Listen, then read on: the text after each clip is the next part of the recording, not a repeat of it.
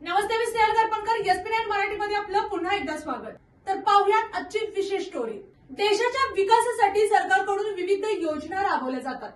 गरीब, शेतकरी, महिला आणि तरुणांसाठी अनेक योजना जाहीर केल्या जातात. पण प्रश्न असा आहे, या योजना खरंच गरजूपर्यंत पोहोचतात का? याच विषयावर आजची ही आपली स्टोरी असणार आहे. योजनांचा उद्देश म्हणजेच सरकारी योजनांचा मुख्य उद्देश म्हणजे समाजातील दुर्बल घटकांना आधार देणे आणि त्यांचे जीवनमान उंचावणे.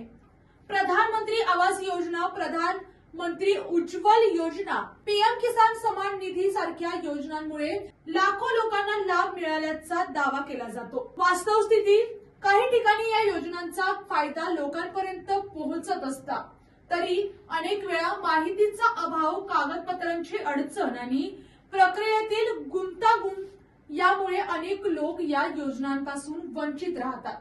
विशेषतः ग्रामीण भागात अनेकांना योजनांची संपूर्ण माहितीच नसते. अडचणी आणि आव्हाने. योजनांची अंमलबजावणी करताना भ्रष्टाचार, विलंब आणि योग्य मार्गदर्शनाचा अभाव ही मोठी आव्हाने समोर येतात. कधी कधी लाभार्थ्यांची निवडही पारदर्शक नसल्याची तक्रार केली जाते. यावरती उपाय काय? तज्ञांच्या मते योजनांची माहिती लोकांपर्यंत योग्य पद्धतीने पोहोचवणं आणि प्रक्रिया सोपी करणं अत्यंत गरजेचं आहे.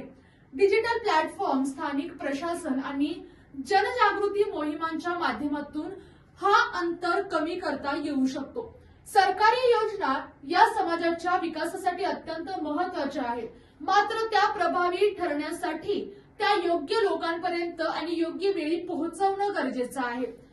शेवटी योजना आहेत, पण त्या खरंच प्रत्येक गरजूपर्यंत पोहोचतात का?